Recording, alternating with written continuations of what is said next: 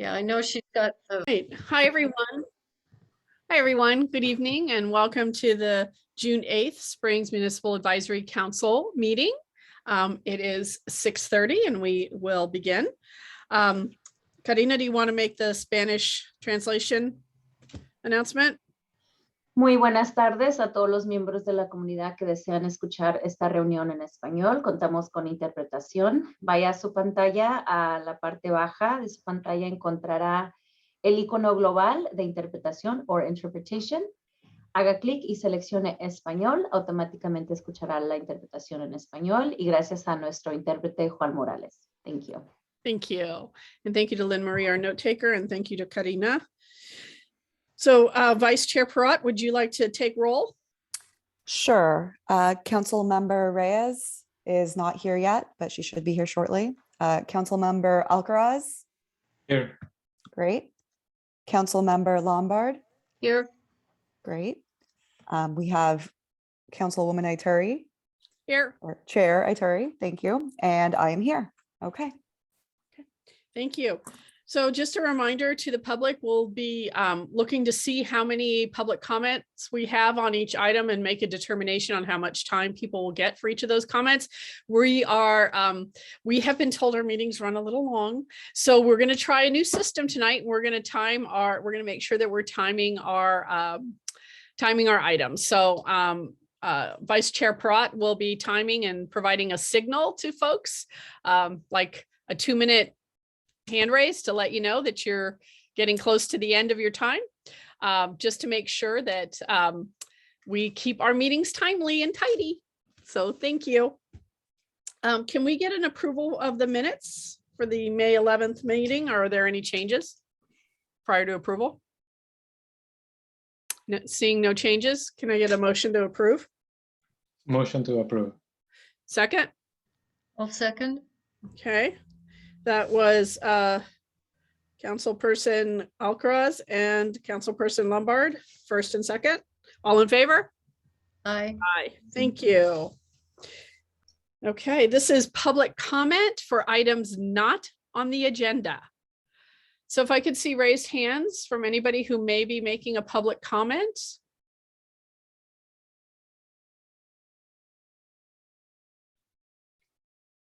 I don't see raised hand territory. Seeing none, we will move on to community announcements. Are there any community announcements from the council? Oh, we have a raised hand. Is that for community announcements or public comment? Oh, it's community announcements. No, sorry, I'm seeing Avram's hand. Oh, sorry. Oh, that's okay. I don't know if I missed him on public comment or not. It came right after, so I'll allow him to make his comment and Okay. let's ask. Abram, could you clarify if this is public comment or a community announcement? No, this is public comment. Hello, Avram. Welcome. Oh, I just want to say how grateful I am to be a part of this meeting again, and what a great job you guys are doing to hang in there and provide a community voice. I would have liked to talk about something. Can you tell me what time the specific Springs issue is coming up? Based on the look of the agenda, I'd say within a half hour. Okay, like 7 or so. Yeah, 7 Okay. on the safe side. Well, 7. again, it's really cool being on this side, and I just want to thank everybody, you too, Karina, for your service. Thank you, Avram. It's really nice to hear your voice. Yeah. All right, we'll see you back. Uh-huh. All right. Okay, we'll go back to community announcements. And I think Iris, you had one. Yes, hang on. Sorry. Gotta get to it. There it is. Okay, on Saturday at the Plaza in Sonoma, that's June 11th from 11 a.m. to 1 p.m. There's going to be a March for Our Lives to support the victims of Uvalde. And you can bring your friends and neighbors. It's a national event that's organized by the survivors of the Marjory Stoneman Douglas High School Park high school in Parkland, Florida. You can bring signs and banners and all that good stuff. Thank you. Thank you so much. Any other community announcements at this point? Karina? We have Gary Johnson on. Great. Hi, yeah, well, the fire department is hosting the MDA Fill the Boot event next Friday on the 17th on the plaza from 9 to 2:30. Thank you so much. Thank you. Did you have one, Karina? I'm always going to plug in Charla Comunitaria. Our next Charla Comunitaria will take place on July 14th. There will be an opportunity to promote it at the next MAC meeting, but just in case, we will be talking about drought, climate adaptation, and water conservation. And I will make this announcement in Spanish as well.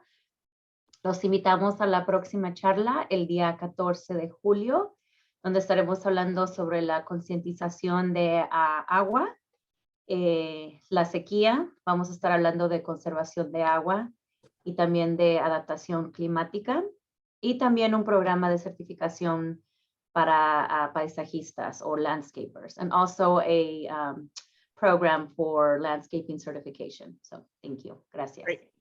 Thank you so much. Okay, so we will close community announcements. So the chair update. We are going back to in-person next month. There is a state requirement that's come through recently for meetings to be held in person. We are currently looking for a location. We're looking at one of the school sites as a possibility. We are trying to make the meeting hybrid.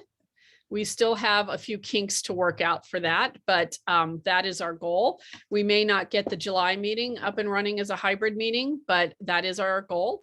But we will definitely have, we hope that by August, we will have our meeting with hybrid capabilities. So our next meeting's in person. Mask up and come see us. So I want to share with you the annual report. It's complete. I've incorporated all your ideas. There's a budget piece to it. I'll share my screen. I'm just going to run through it very quickly. Can you see it okay? All right. So this is version 7 for those of you who are counting. So just a summary of the monthly meetings, how we're organized, the folks who have appeared before us and provided input, the letters of resolution and support that we have authored, the events that we have sponsored, our current ad hocs, and then there's a report from each of our ad hocs. Outreach and Emergency Preparedness Map Your Neighborhood have done a tremendous amount of work. So thank you both to both ad hocs. So there's a monthly breakdown of what happened with each of these ad hocs. At the end, just kind of here's what we've accomplished, a summary and a looking forward, and some of and how important our outreach was to us. And that we're just a diverse and vibrant community and really appreciate the opportunity to be able to hold this space for folks. And then there's a budget piece attached. So what I'm looking for is approval so we can get this to Supervisor Gorin so that she can fulfill her duties and report on at the Board of Supervisors. Is there a motion to approve? I'll make a motion to approve. Okay, Vice Chair Perot, is there a second? I'll second. Thank you. Councilperson Lombard, all in favor? Aye. All right, annual report approved. Excellent. Okay, I'm so excited about this one. We have new members. They'll be starting at the July meeting. Thank you, Supervisor Gorin, for helping facilitate that and get everyone interviewed. We had several applicants. We've interviewed them all. We have 1 voting member and 2 alternates starting at the July meeting. We have to wait till they are board approved to announce their names, but we look forward to having them at our next meeting. And I don't know, is there an announcement that will happen that we can publicize after the board meeting? And I think we can. I know that you've contacted the members to be appointed, so I suspect the news will leak out. But it takes, you would be appalled how long it takes to get anything on the board agenda, like 3 or 4 weeks. So hopefully we can get them approved by the board on the consent calendar in time for your next meeting. Thank you. So we look forward to seeing these folks at our next meeting. We're very excited about our new members. And we will have a full council. Okay. Update on the budget request. I am going to read through this because there's so much information and I want to make sure that I get it accurate. So Supervisor Gorin we made a budget request for several items and there's been an increase to our budget, but we also made a request for promotional and office supplies. So Supervisor Gorin has approved for us to have a box of supplies that will be stored at the Grove Street office. We will get a promotional banner. We had talked about possibly changing the logo, but that would be a very long process, which would delay our promotional materials. So I am recommending, and I think on behalf of the county as well, that we stick with our logo so we can get our promotional materials in place. So that would include a banner. And we're going to do flyers. We won't have business cards. We have our awesome smack hats. And then I mentioned about the logo. Tables and chairs and a tent will be purchased by Supervisor Gorin's office in D1, and those will also be stored at the Grove Street office, so we have access to them. And flyers, we're working on it. I think Karina will be continuing to support the flyers. We're also going to get a boundary map so people can see what our boundaries are. And we talked about a prize wheel, and that's a fine line for us. We can't really accept donations because we are a county, we are representative of the county. So our wheelie dealy prize thing is not going to happen, but that's okay. That's all right. So that's the update. So I'm very grateful that all those things are going to happen for us. We do need to get some, what are they called? Bids on the banner to make sure that we're going with a quality, but not outrageously expensive one. Okay. I think that's it for my chair update. Did I make it in the time? Did I go too long? 3 minutes over. Yeah, just 3. It was good stuff though. Good Did stuff. you wave your hand at me? You know, I did a little this. Yeah, sorry. Okay. Missed it. That's okay. Okay. That was a lot. Oh. All right, Susan, Supervisor Gorin, would you like to provide us with an update from the county? Thank you so much. And I did notice the timekeeper, and that is something that you may have announced before I got on here, is that we're trying to keep everybody on time. And it's really difficult, especially as we have new members from the MAC, because everybody wants to weigh in on a lot of different things. So the MAC meeting, I'm very respectful of your time and members' time.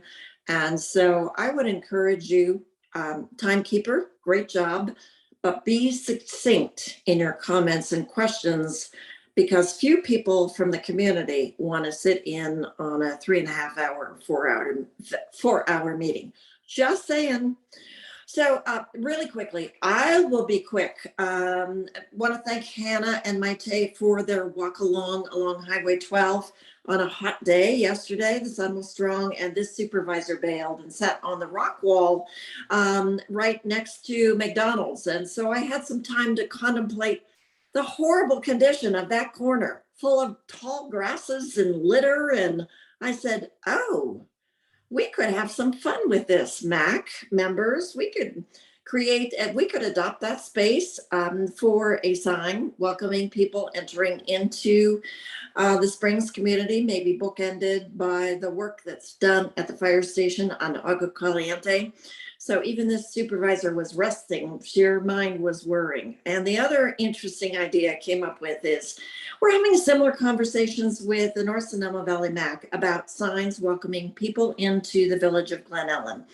And they were going to try to work with someone they knew who would print up this or manufacture the signs, but the logo. We've been talking about the logo. So brilliant idea. Why don't we sponsor, the MAC sponsor, a design contest with maybe cash prizes, first and second place for Springs logos. And we'll figure out the financing of that, maybe not a prize wheel, but something so that we can actually award and then use that logo. And you can weigh in on the logo, and that way it could involve the community because we have a lot of creative people in the community. So just saying. Really quickly, we've been working with Caltrans on a number of different things around Sonoma Valley. And as Hannah and you all know, Caltrans comes in school buses, especially if you invite them on a Zoom. So you have 12 people from Caltrans all doing different things, but we're working on 8th Street East roundabout.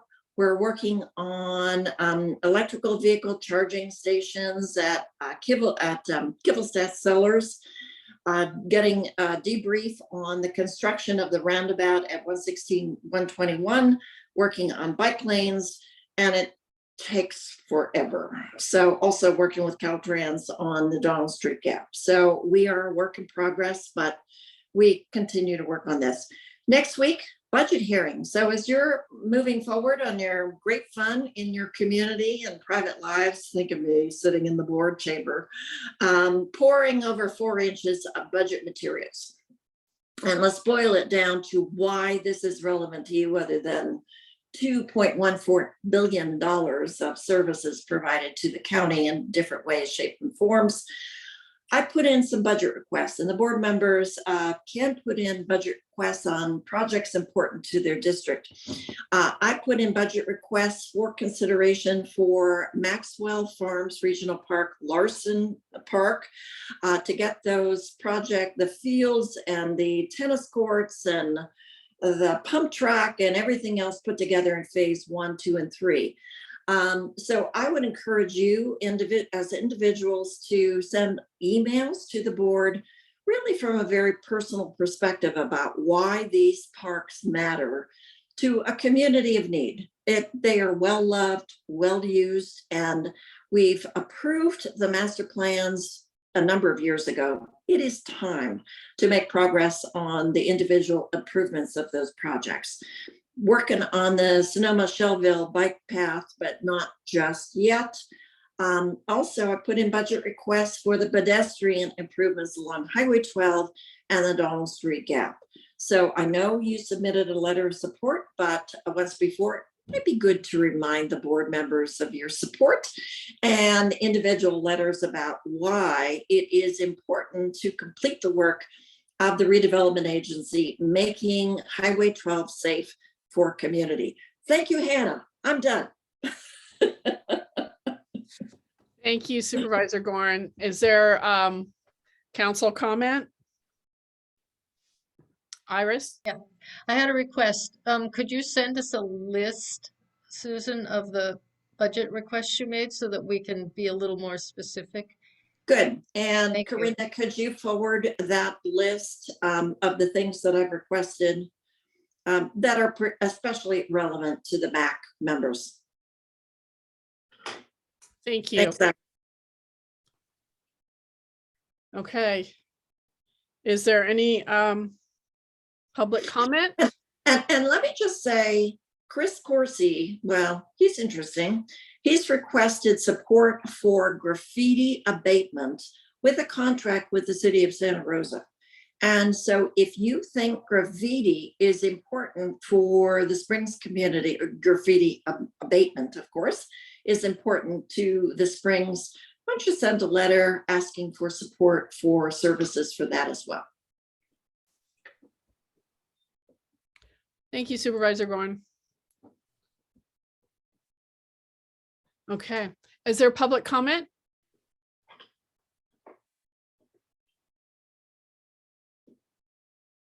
Okay, seeing none, we will move on. Thanks you, all. Jen. Thank you. Thank you, Supervisor Gorn. Sonoma Valley Fire District update. This is an informational update on fire preparedness. Chief Aker could not be with us this evening. And fortunately, Captain Gary Johnson is stepping in to tell us about what's happening in our valley. Thank you, Captain Johnson. Hi, thank you for having me again. So sorry that Chief Aker can't make it tonight. As we know, we're trying to be in 20 different places for meetings. First off, the Fire Safe Council stakeholder meeting was held at Sonoma Valley Fire Station 1. That encompassed the Springs Fire Safe Council, the Glen Ellen Fire Safe Council, and the Garricky Road Fire Safe Council. We did that over about a 2-hour period and went very well. And we look forward to collaborating more with the Springs Fire Safe Council in their development of their CWPP. We've also started doing our chipper program in the Valley, the free service. We received a grant from Sonoma County last year, and we have employees that are now trained on how to use it. And we started chipping on Monday in the Valley. We have currently 13 applications for chipping, and we completed 6 of those already. Going into vegetation management, we have started the defensible space inspections following the Sonoma County's Chapter 13A ordinance. We've done those in the last couple of years in the northern Springs area, Mountain Avenue area. This year, our enforcement area is going to be from Waterman to the south, all the way down to Michael Drive, right along the boundaries of the LRA and SRA boundaries lines. So Los Robles, all up in the upper section of the Springs. So that's ongoing. We're also fielding over 120 vegetation complaints currently throughout the Valley in our fire district.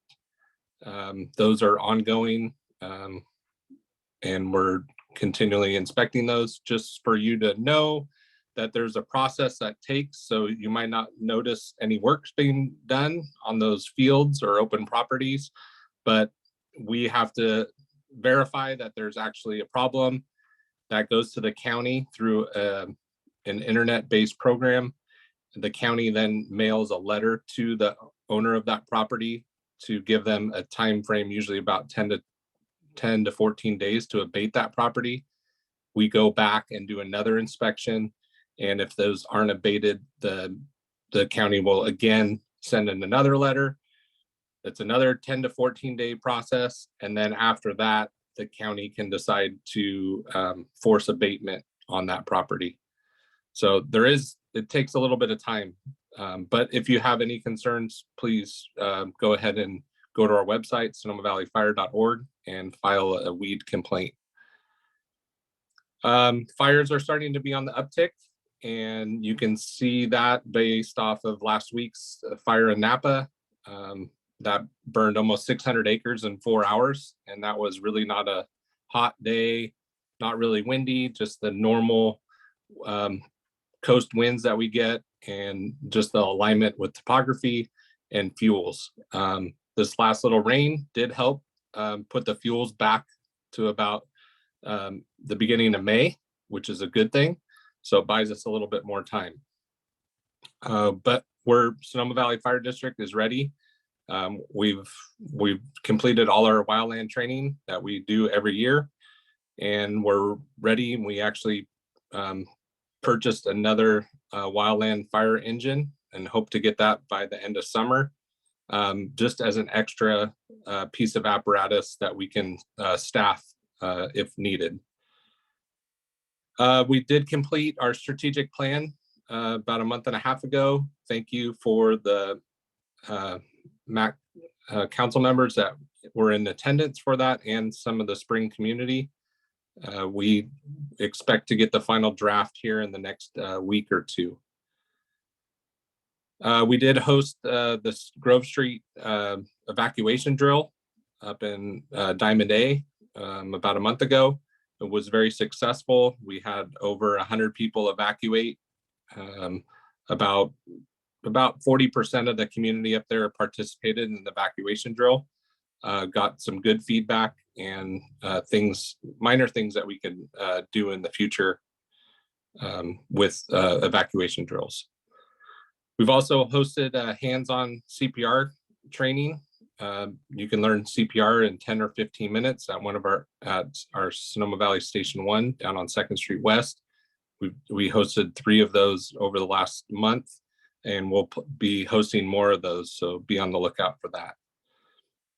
We also have one of our Spanish-speaking firefighters attend the Charla Comunidad speeches and gave some input on fire safety through that venue. And last but not least, we're excited for the Preparedness Fair at Larson Park, going to be hosted by the county on August 27th. So looking forward to that. And that's pretty much the lowdown from the fire district right now, unless there's any questions. Thank you. Yes, we have a few hands raised on the council. I see Hannah and then Iris. Yeah, I have 2 questions. The first is, if someone wants to use the chipper, how do they reach out to you? If what would be an appropriate project, and how would someone connect with you guys? And then the second was, if someone gets a complaint on a defensible space complaint or a defensible space inspection, what will someone see? What will a resident see if there's a defensible space inspection at their house? What kind of verification? So first off, with the chipper, you can either go to Sonoma County, just type in Sonoma County Chipper Program, and that'll link you to the county's website. And that's the portal that we utilize. We're kind of job sharing the chipper program. So we kind of help the county in the Valley area to take some of that workload off. So any jobs that come through their system in the Valley, they submit it back to us, and then that's how we take care of the Valley residents. You can also go to sonomavalleyfire.org, and we have it right on our homepage, which will link you back to the county's website.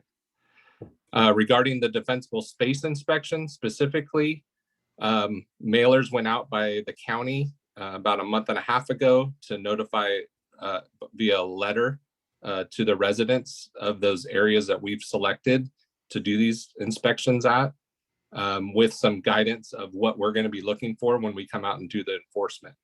When we do come out to do the enforcement, we will have a paper copy that we'll try to make contact with the resident. If they're not home, we'll still perform it and leave it at their door. And if they have questions, our phone number is at the top of the page, or whoever inspected it's emails on there for clarification questions. On top of that, the county will then send out, once it goes through our iPad to the county then issues another letter, either being you're in compliance or, hey, you have violations. These are the items you need to work on. Then you get a period of time to abate that.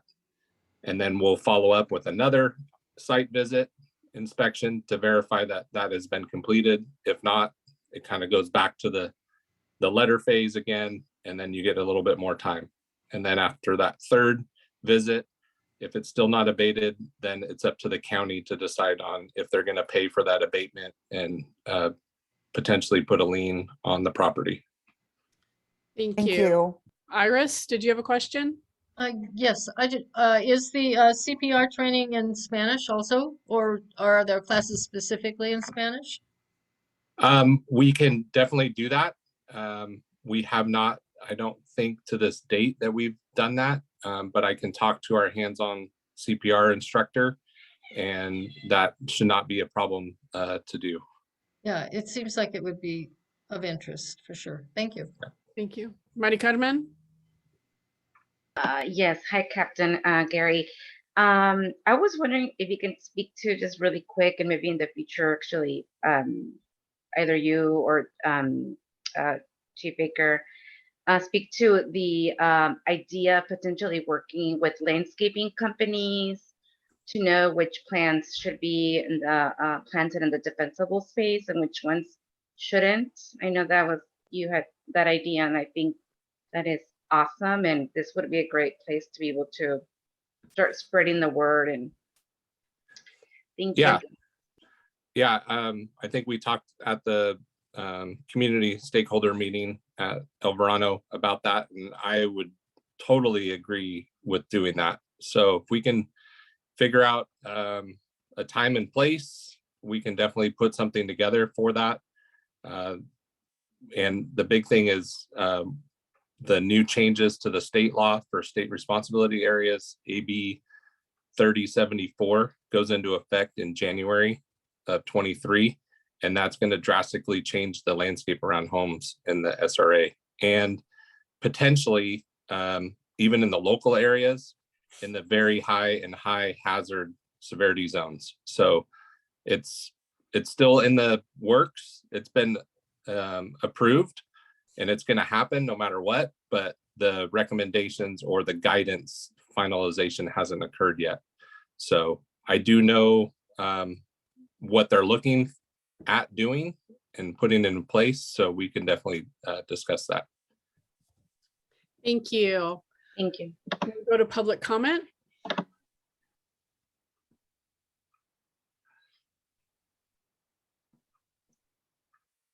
Okay, we have 2 comments from the public.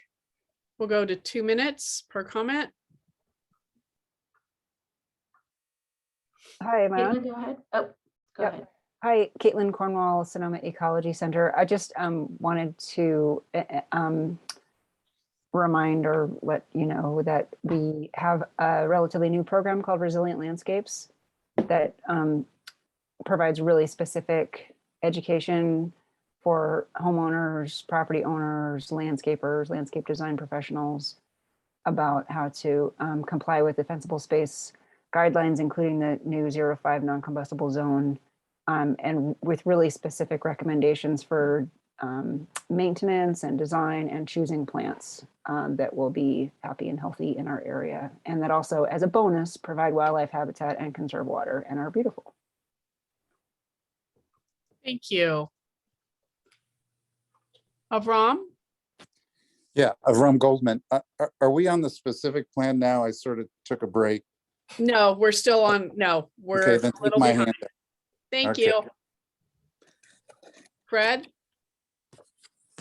Hi, I just wanted to say that I have a concern about fire as related to dense infill and smart growth.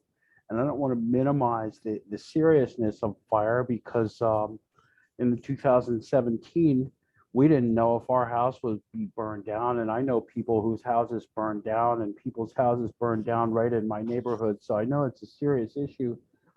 At the same time, I'm concerned that the fire issue will end up being used so that it will work against us meeting the equity needs that we have here in the valley. So there's got to be some way to finesse the fire safety with the type of housing that we need, so we don't end up sorting the population here to only people who can afford places that there won't be any new production because of fire. So I'm just really hopeful that we can figure out a way to finesse this fire issue with the equity needs that we have, because they're both emergency issues. Thank you. Thank you. Okay, seeing no more hands raised. Thank you, Captain Johnson, for being here. We really appreciate it. The fire updates are so important to all of us, so we really, really appreciate it. No problem. I'm here every meeting. So if you Thank guys you. have anything that comes up, I'm usually here. Thank you. Thank you. We Yep. appreciate it. So we have the SVCAC update. Joanne Brown, who is a member of the SVCAC, is here to give us an update on their recent meeting of May 25th. And we'll take comment after her report. I think you're on mute. How about that? There you go. Okay. On May 25th, the SVCAC reviewed 2 proposals. One had to do with a previous proposal relating to a catering and restaurant business on Arnold in that area that we call the Mill. This was a space previously used by a restaurant by the name of Olive and Vine. The second time this project appeared before the SVCAC, the owner had really reconfigured her thinking about what she wanted to present. And the current proposal, with no expansion of space, no impact on traffic, no impact on parking, really has to do with what she's going to be offering in addition to her catering business, which is, as she described it, a lounge style event space open Thursdays through Saturdays, with a restaurant and with small meals, beer and wine retail. It's also space that she proposes to make available for private parties, and with a limitation on the number of guests who can be who can attend, and musicians and time of operation. So it's a renovation of a 3,000 square foot restaurant. She is continuing to work on various design and structural issues inside, and looks like that her likely opening date for the restaurant lounge, in addition to the catering business, which apparently is ongoing, is at the end of the year. The name of the applicant was Goodness Gracious Catering. And the owner is Lauren Kirshner. So the SVCAC voted to recommend that proposal, which was really a reconfiguration of the usage, no effect on the design or the space used. The second project had to do with the Sonoma Raceway. And this is, their proposal was for the completion of the second part of a planned reconfiguration. They call it a reimagining of the racetrack, moving away from large events to more custom and tailored events, racing events, but without the large numbers of people coming in for NASCAR, and reducing the number of NASCAR races during the year. So there's no change in the total footprint. They reduced garage spaces from 61 to 46. They have the same number of NASCAR garages. They are tearing down the garages that we are most visible to us as we drive by on the highway going out to the intersection of the road into the raceway. Their argument was that they would reduce water usage, had a more efficient sewer system, and that their overall use of utilities would be reduced because they're going to get rid of the old plumbing, the old water system, the old electrical system. They are going to be building some new garages to accommodate sort of private sportsmen, if you will, those who have specialized vehicles that they want to be able to store and race, rather than the current use of many of the garages, which is for individuals who have small businesses who want to repair or modify vehicles for various purposes. So the footprint is the same. They've flipped over the usage in one area, which is near the current grandstand. They have reduced the total number of garage spaces. They say it's going to be a significant decrease in the cars coming and vehicles coming in and out of that intersection there where the stoplight exists. And they are looking to, as a part of a national organization, to put in some substantial money into making it more usable for private and small groups who want to, for example, like a BMW racing club that would then use the track for that purpose. They're going to continue to do the community outreach and the community events where people can bring their stock car out, for example, and race, but reduce the number of NASCAR events, no change in the footprint, and looks like, and we agreed to that, seemed like it was reasonable, a reduce in water usage, a more efficient sewer system, and they made some significant efforts to coordinate on the fire protection and are working in collaboration with all the local fire districts in order to make sure that the property is well protected should there be a fire.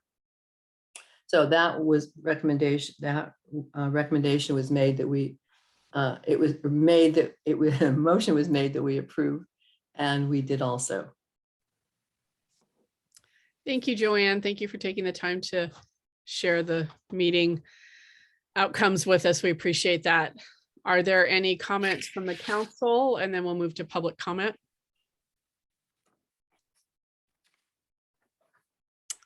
Seeing none from the council, is there any public comment?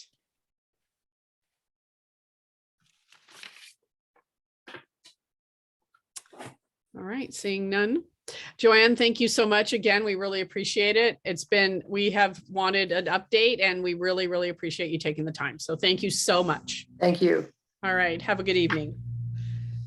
Okay, what Avram has been waiting for, the spring specific plan, draft EIR informational update. This item has 15 minutes and we may have to extend that a bit, or we may have to figure out if there's needed more time at another meeting agenda. But we have Doug Bush here, who is the planner from Permit Sonoma, and he's going to do an informational update on the project history, timeline, the public hearing for the EIR, community engagement opportunities. So I'll turn it over to Doug, and then we'll take council comment and public comment. Thank you, Doug, for being here. Thank you for having me. This is my first time in attendance, so I appreciate the invite and getting to know you all through the meeting. Let me share my screen and then I'll get going here. All right, are you seeing that slide all right? Okay, so like you said, I'm here to just give a brief overview, kind of a status update on the spring specific plan. It may be the first update that you've received from Permit Sonoma. I was looking into the history of the project, which has been going on really since 2015. So before the Springs MAC was created, I believe. So it's been moving forward for quite some time now, and we're glad to be able to share this progress with you today. Wanted to kind of start by sharing for folks who may not be familiar what a specific plan is. We're kind of building the context for where we are now, which is the environmental review process. But first, kind of to define a specific plan, I think many folks are familiar with the general plan, which is this policy document that helps direct land use throughout the county. And a specific plan is like the general plan. It's just on a more localized basis. It has more refined, more specific regulations, goals, policies that would apply to a location like the Springs.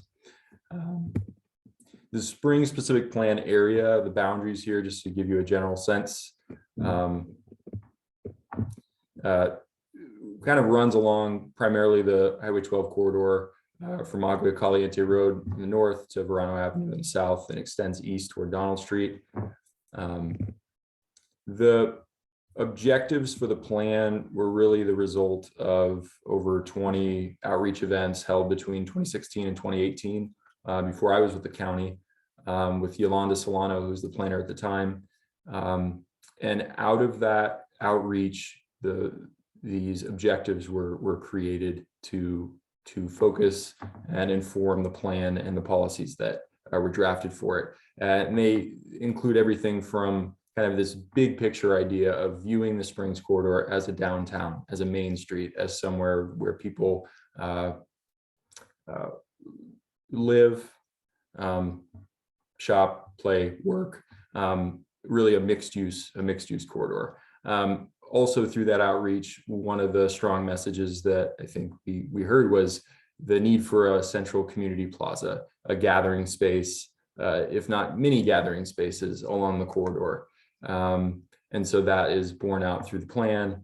Improving public safety was another big one. I think as this plan has been in process, there have been a number of improvements to adding sidewalks along the 12 corridor, which has been great. The plan also identifies additional opportunities for that, for crosswalks, lighted crossings, to build a more walkable, bikeable, safer infrastructure.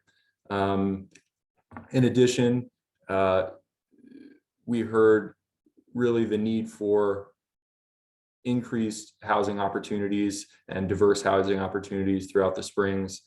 So that's addressed first and foremost in the plan as well. The plan achieves these objectives by updating the zoning. And so the zoning, each parcel within Springs and throughout the unincorporated county has a unique zoning code that identifies the types of uses and the residential densities that may be permitted. And so the plan, part of the adoption of the plan would include updating the zoning to support more housing, more diverse housing opportunities, and also support a greater mix of uses potentially. For example, retail on the ground floor and residences up above. It would also include design guidelines. Those are really a majority of the bulk of the plan is in design guidelines. And the intent of this is to, future development would need to be consistent with the plan. And that would include the design being consistent with these guidelines. And their intent is to kind of identify and support existing patterns of development, existing aesthetics and the plan area, and ensure that future development is compatible with that. And it's the kind of development that does support public gathering places, providing benches, providing shade and plants and many different components, including murals, to continue a tradition of design throughout the Springs. It also identifies, like I said, potential infrastructure improvements and how potential funding mechanisms for that infrastructure, namely crosswalks and improvements to bicycling and pedestrian infrastructure throughout the Springs. Where we are now with the project, and the primary reason I'm here is to make sure that everyone is aware that we're finally at this point of releasing a draft environmental impact report. This is a required process through the California Environmental Quality Act. We are evaluating the potential environmental impacts of potential adoption of the Springs specific plan in terms of all sorts of environmental categories, like I've noted here: air quality, cultural resources, aesthetics, visual impacts, these sorts of biological impacts, these sorts of things. So the draft environmental impact report was released on May 18th, and typically there's a 45-day comment period where we accept public comment on that environmental document. That's been extended to 60 days, partly acknowledging that this has been a very long process and it's been quite a while since many folks have heard from us. So we wanted to give adequate time for folks to come up to speed on where the project is now and have a chance to review those documents and provide comments on it. And within that document, which is very long, it's over 1,000 pages, it identifies potential significant impacts, potentially significant impacts, significant and unavoidable impacts. And it also considers a range of alternatives to the plan. So the Springs specific plan, the draft plan, is the proposed plan, is the project that was evaluated by this report and through this environmental process. And in addition to evaluating the proposed plan, we've identified several alternatives as required by the California Environmental Quality Act, CEQA. And that includes a no project. So it helps to understand if no plan was adopted at all and current zoning continued, current design guidelines continued, what that would mean in terms of potential development and potential environmental impacts, even doing nothing, making no changes to policy or local regulation. And it also considers two other alternatives to the plan, which are variations on the plan. Alternatives must meet the objectives of the plan. So they still would support increased housing to some degree, and identify improvements for public safety and other things that you'll see in the plan itself, but maybe to a lesser degree. So to put this in further context in this graphic, I hope it's not too small to read, but we first circulated notice of preparation. There's lots of terms here. We don't have to go through them all, but this began back in 2018 when the county circulated a notice of preparation, when we made the public aware that we were going to be preparing this document. And here we are several years later, releasing it to the public now for review. So what will happen now through this public review process is we accept comments through mail, email, or you can come to the Planning Commission meeting next week. It is in the middle of the afternoon, around 1 o'clock on June 16th, and we'll accept verbal comments. You can do any combination of these, but ultimately what will happen is we accept comments on the draft EIR. We prepare written responses to those comments and consider how they may inform potential modifications even to the project or to the environmental document, maybe aspects of the environmental document that we want to place renewed focus. And we prepare written responses, and all those written responses are then integrated into what is called the final environmental impact report, which is a combination of the draft environmental impact report and the responses to all the comments. So today, my hope is that we're now up to speed on the fact that we are in this environmental review process. We're finally at this point where we're able to share the results of our multiple years of effort in doing this. And we're looking forward to receiving your comments through any of these various mechanisms. And we fully encourage you to come to the Planning Commission meeting. At that time, I'll have a bit more support with me. We'll have the consultant who assisted in preparing the plan, and be able to kind of take more questions at that time. But if you have any questions, you're also welcome to reach out to me directly, not just public comment, but to better understand what does this mean for where I live, or how would this change the process for me if I wanted to open a business? These sorts of questions, understanding how it relates to you in the Springs as a resident.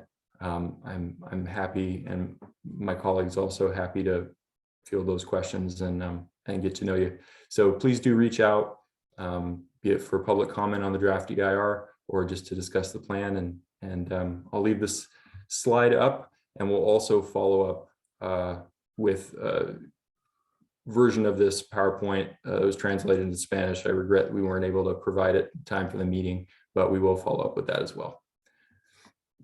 And that concludes my presentation. Happy to answer any questions from the council or the. Thank you. I'm sure we will have a few questions. Let's see. I think it looks like Jesus, and then we will go to public comment after this. And then I see, this is what I see. I see Jesus, Hannah, Mari Carmen, Iris, and Supervisor Gorin. Okay. And can I start out? Thank you, Doug, for the presentation. And all of this information is available online. I printed out, it's a lot of paper, but it's easy to access, a lot of good information. Thank you for working on this over years. We're trying to arrange a special meeting with the Sonoma Valley CAC and the Springs MAC at an appropriate date in the next few months, so that you really might consider the full plan with the CAC. So you don't have to worry about puzzling out all your different ideas and comments, because you will have an opportunity to weigh in on this as a MAC in the future. Thank you for letting us know that. We appreciate it. Jesus. Yes, thank you, Doug, for presenting to the Springs MAC. My question is kind of a little broad, but it's about the environmental impact draft that has to be done for every project to be approved by the Board of Supervisors. Is it like for every project you have to create one, and ever since you asked the people organizing or interested in that project specifically to draft, to create it for you, or Permit Sonoma helps with that, or they are completely in charge of doing it? How is it that with all of the projects that we talk about here at the Springs MAC, how is it going with them? Because I'm pretty sure that we have projects that have been trying to get them done for a long time, and I just want to know what's going on. Thank you. Thank you for your question. So different projects, if you can imagine a big flow chart or a complicated road with all these different forks in it that can go in all different directions. Different projects take different courses and require different levels of environmental review, if they require any environmental review at all. This is an example of a big project that requires the highest, most involved level of review, which is the environmental impact report. And that's because it would potentially have significant and unavoidable impacts. So it's required to go that route. One of the benefits of going through a process like this for the plan is that future development, let's say a proposed business or a proposed apartment building, would, if it's consistent with the plan, potentially avoid going through an extensive environmental process because the impacts of that development have already been evaluated through this planning process, if that makes sense. So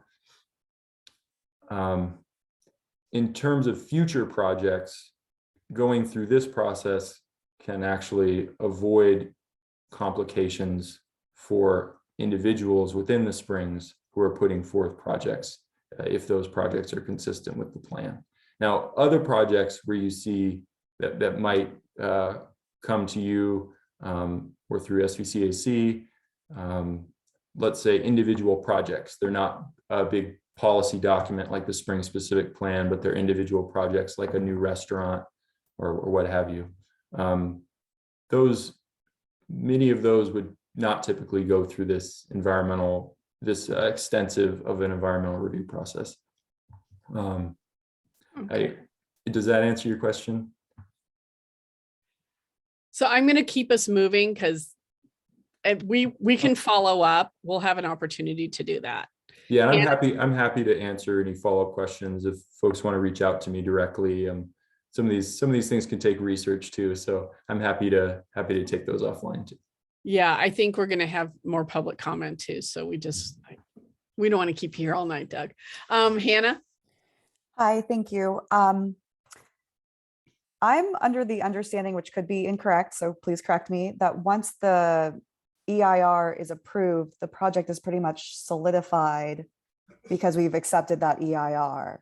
Is that accurate, or would you say otherwise? Well, getting to this point means that the county has defined a proposed project, which is the plan. The several years that it takes to get through the environmental impact report process is based on there being a project that's being proposed. So there, and it's also part of the reason that alternatives are considered. Not only are they just required by CEQA, but it also provides, in a sense, a range of options that have also been evaluated, that the board and others can consider. Thank you. Mari and then Iris. Hi, hi, thank you, Doug, for your time today.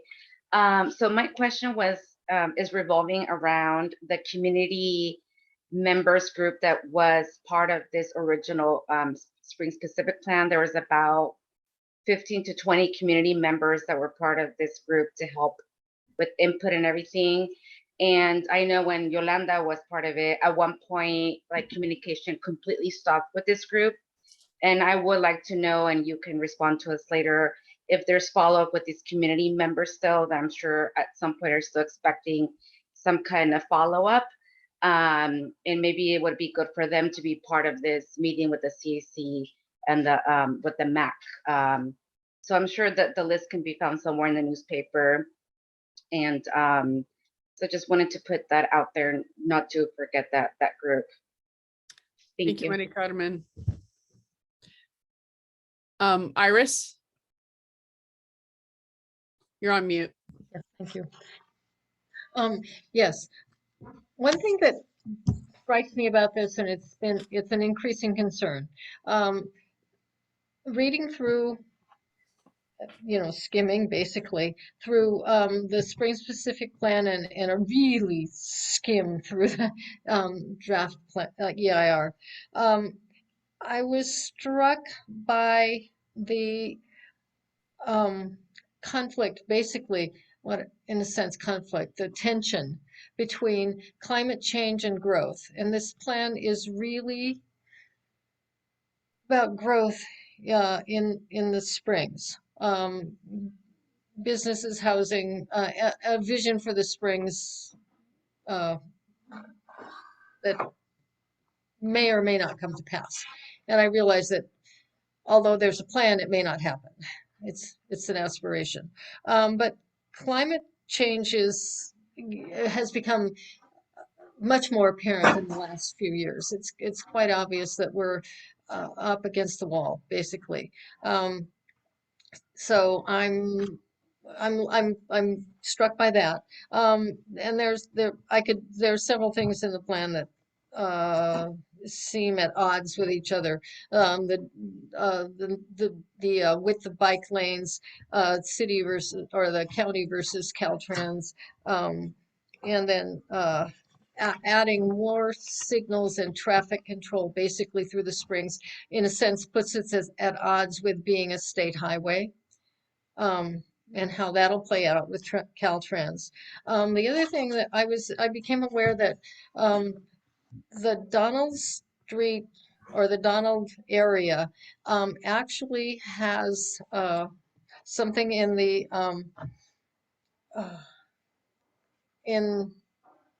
there's this there's a North Sonoma designation, and actually it looks like it's supposed to be considered to be annexed to the city of Sonoma at first, in a sense, before anything else is put on that neighborhood. And how will that play out? One thing I did notice just in the last week was that I see you, Hannah. Sorry. Iris, you got your okay. time's almost up. That the area, the agency, is the planning for area agencies report came out, and it didn't mention the Donald neighborhood. Does that kind of indicate that it's going to not be in that classification anymore? Do you have any idea? Thank you. So I'm going to make a suggestion. I think that perhaps maybe we could craft a letter and put together some comments that we have, because I think everybody has a lot of ideas and we probably need some more time also to view the document. So I'm going to suggest that we do that. Doug, I'll give you a second to respond to Iris, and then I'm going to move to public comment. Hannah, is your hand up to make another comment? Okay, Doug, go ahead and respond to Iris, and then Hannah, I'll go to you. Yeah, I think I appreciate your comments about potential like conflicts or kind of the irony of confronting something like climate change and at the same time being in a position where we're trying to support more housing opportunity and some of the kind of perceived conflicts there. Part of the role of the environmental document, I mean, a large part is to address potential environmental impact, and that includes greenhouse gas emissions and other elements of, adding, supporting additional development. So that's what the environmental document is intended to address. So this would be something where if there's a particular aspect of climate change or environmental impact that you feel should be addressed, and if it's not, or maybe it's not adequate, or it leaves you with more questions, where if you put that in a letter, that would be exactly the kind of thing that we could address through our response process. Yeah. Thank you, Doug. Hannah? I just wanted to clarify, I mean, right now we have three alternatives. There's the draft plan, there's the do nothing plan, and then there's a lesser alternative, a less intensive alternative. I mean, are changes actually going to be made to the plan, or have we crafted, as you said, this whole draft EIR to address the plan, and that's what we're going with? I just sometimes hate, I love that there's public comment, but sometimes it's like, is this just a sounding board? So I just would like to be honest with people and their efforts before they start writing letters and analyzing zoning maps, and we're going with a plan. I mean, is anything going to really be changed here? Can we just be upfront and honest about the reality of the process? So the please? comments that we receive are on the draft environmental impact report. The ultimate decision of whether to accept the proposed plan that Permit Sonoma is putting forth, or potentially one of the alternatives that were considered, is ultimately in the purview of the Planning Commission, the Board of Supervisors, ultimately. But just to clarify, there is the project analyzed in the draft EIR is the proposed spring-specific plan.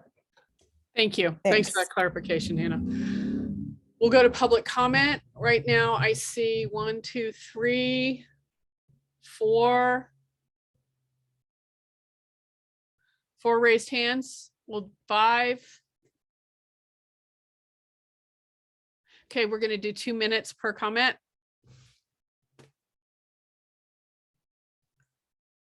Señor Castillo. Good evening. Good evening. I very much appreciate the opportunity to talk. Mario Castillo, I live on 431 Kelsey Court in Sonoma. Just quickly, I like to just give a little bit of a,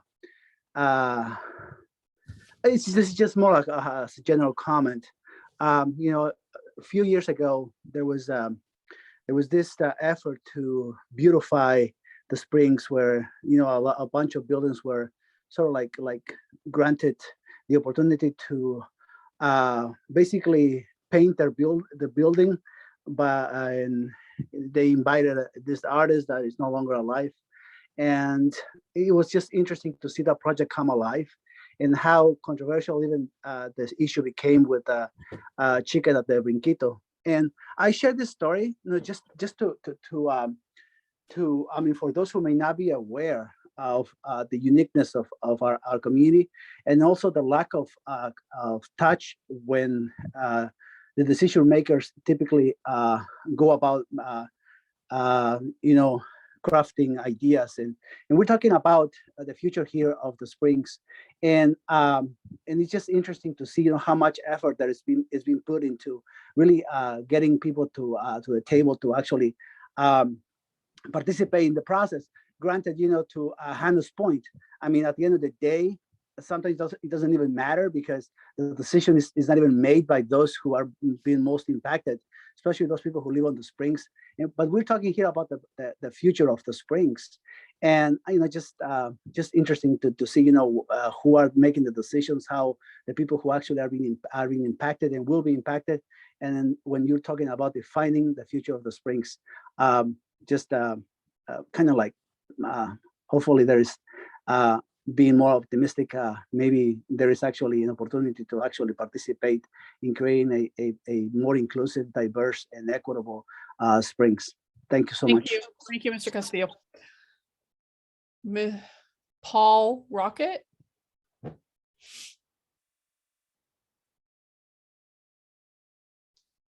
Paul, go ahead, state your name and make your comment. There we go, unmuted. Hi, I'm Paul Rocket. I live in 781 Ernest Drive in the Donald Street area. And I just want to say the Spring Specific Plan started in 2011, not in 2015, as Supervisor Gorin well knows, she was there. And this draft plan that has been the updated draft plan is, in my mind, one of the most thoughtless and punitive documents I've ever had the misfortune to read. We in the Donald Street area are going to become the graveyard of Supervisor Gorin's housing. We're getting none of the amenities that you are in the Springs and all of the housing. We're 35% of the area, 85% of the housing. Where you're going to be getting bikeways, where you're going to be getting more sidewalks, where you're going to be getting street amenities, where you're getting extra parking spaces, we get virtually none of those. Where you get 12 units per acre in your high density housing up on the north end and 15 units per acre housing in the West Thompson area, we get 20 units per acre, as if for some reason we can handle the higher density. We're going to have 1,000 more cars placed in our area, and it just isn't fair. It's just not acceptable. It's dangerous from a safety point of view. We live on the Wooey here, just like you folks who are up on Agua Caliente. We live right at the Wooey.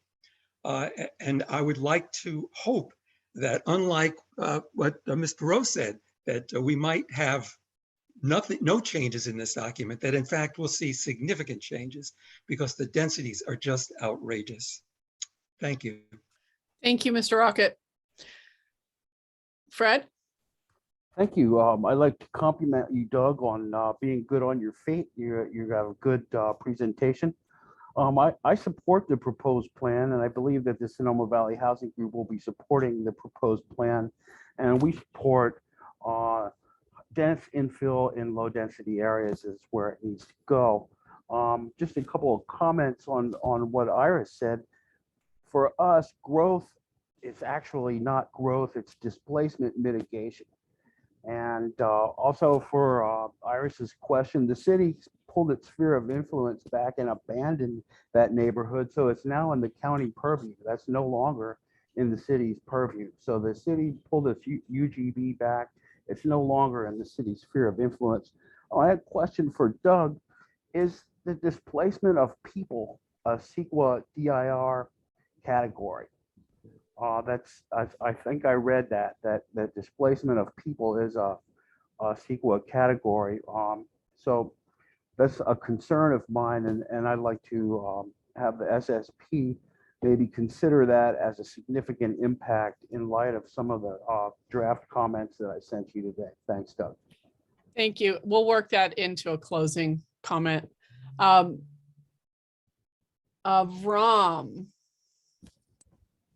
Yes, thank you so much, Chair Maite. Appreciate it. I'm Avram Goldman. I live at 17010 Park Avenue, right in the Springs. The former comment, Fred, I love your comments, but you don't even live in the Springs. Enough said on that. I want to ditto the density issue that was brought up previously. And if there is going to be affordable housing, it must be for residents in the Springs. That's the whole idea of affordable housing, to have people that live and work here to have affordable housing instead of bringing in more people. And we haven't solved the problem of affordable housing here with our own our own citizens.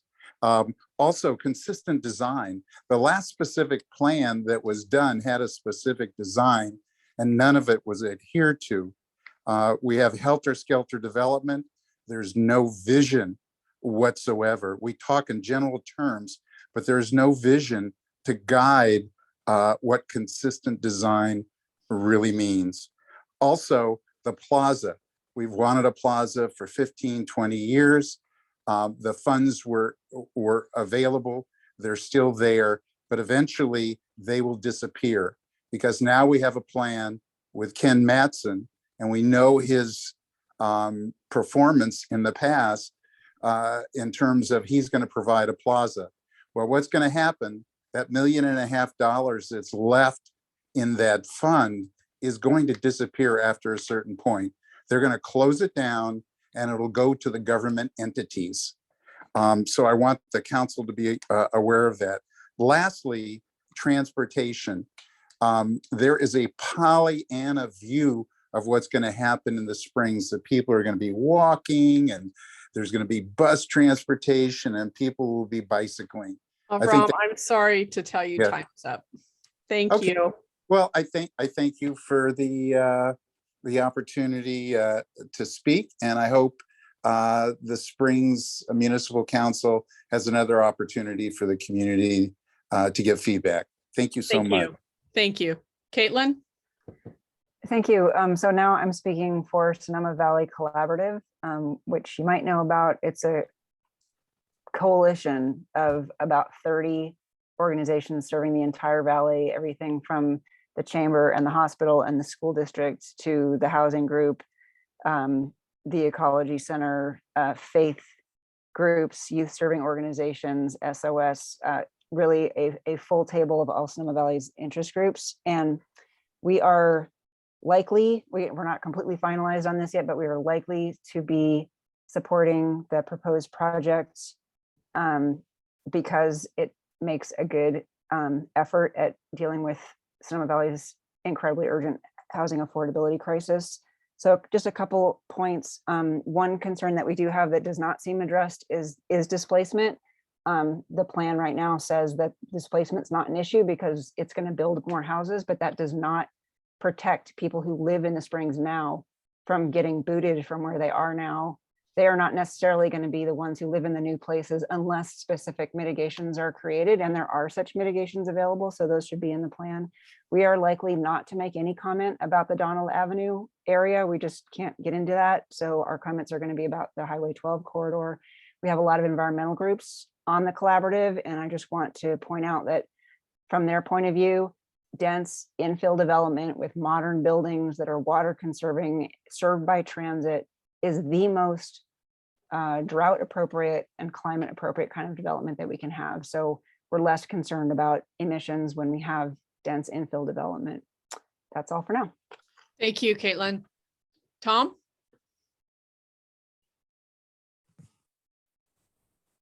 Thank you all. Tom Conlon here, 18850 Robinson Road. I've just set up my timer. I'll try to be brief. I want to thank Mr. Bush for this good presentation. I'm also excited about being able to work with you through the successful end of this plan. And I'm very appreciative of Susan Gorin for pulling us all together and the idea of joining the MAC with the CAC to have a good vetting of this together. I also support Kahneman's idea to bring the old CAT team back together to make sure they had an opportunity to chime in with their experience on the project. During the Sonoma Valley Collaborative meeting earlier today, we were discussing wildland urban interface, Commissioner Lombard's comment about climate change. And just before this, I was on Senator McGuire's wildfire presentation. There were 1,400 people on that call. Caitlin presented two maps. One is the existing fire hazard maps that the state responsibility area and the local responsibility area maps, a relatively limited area of defined WOE. She also pulled up the the map that's used by 2 meetings back, the greenprint.org map, which shows that almost the entirety of the valley is in the WUI. Very, very small sliver that's not safe from fire hazard. Now, the concern is that we're going to be investing in a plan which has a 30, 50-year horizon. So we want to be thinking through those impacts, and I'm looking forward to that being in this document. Thank you very much for your consideration of my comments tonight. Thank you, Tom. Celeste? Yes, hi, Celeste Winder, Springs resident. So I just have a couple quick things. I want to second that, you know, a housing needs to be made available for spring residents and Valley residents. But I'd also actually like to also add that it should be made available for former residents who've been priced out and forced to move out of the area. And my daughter is one of them. She just gave up. She just couldn't find a place that she and her husband could afford. And I have 2 adult children who are still living with me because they can't find anywhere that they can afford to live in the Valley, and they're not ready to be far away from their parents. And then the other thing, I want people to think about the word affordable. So affordable is a very loose and fast term, and it doesn't necessarily mean what everyone thinks it means. And I'd like people to consider actually income restricted. When you are on Section 8, I've been on Section 8 before. I have been on food stamps. I've been there. And it's 30% of your income is how your rent is calculated. And that's very different than affordable housing, which usually goes with the, you know, a certain percentage below the median home sales rate. And since our, you know, average home sales rate here in the Valley is in the 700,000s and up range, we need to really consider that that's not actually affordable for people who are being priced out of the Valley. So I like when we talk about affordable housing, we really define what affordable means, and we start actually looking at income restricted, where you make at or below a certain amount of money, and that your rent and your housing is calculated based upon your income. So your rent will not be what your neighbor's rent is. That is how we are going to keep our Valley residents and our neighbors as our neighbors. And that's how we're going to keep our young adults who are looking to move out to be able to stay in the Valley that they grew up in. So if we could please just consider that moving forward. Thank you, Celeste. I will close public comment. And I think we all look forward to another meeting where this is the focus. So I appreciate Supervisor Gorin creating that space for us, because this is, as you can see, this topic could go on for a significant amount of time. So Doug, thank you for being here and for taking the time to present the plan and give us some information. We appreciate that. And we look forward to the next opportunity. We are going to take a quick break. And then we yeah. Sorry, just a quick reminder, if you want to suggest that you draft a letter and submit comments to Doug, as he suggested. Oh yeah, I mentioned that earlier. Sorry. Is there somebody who wants to draft a letter? Iris? So we have our letter writing. As long as people will, as long as you all will send me your fleshed out ideas so that I don't get yes, so that I can be understandable when I do it, as opposed to my public comments there. Thank you. I think that's great. Do we have to have it done by June 16th? Send it quick. You need to submit or the council needs to submit their comments to Iris. She needs to draft a letter, and she needs to come with a draft to the July meeting, and you would need to approve it at the July okay, meeting. so the June 16th date is just a date that there's another meeting happening. That's for the planning commission meeting. Yeah. Okay, all right. Okay, so we'll have a draft for the July meeting. So please send your comments to Iris. Okay, thank you all. Okay, we're going to take a quick 6-minute break. We're going to come back at 8 o'clock, and we have Caltrans. Thank you.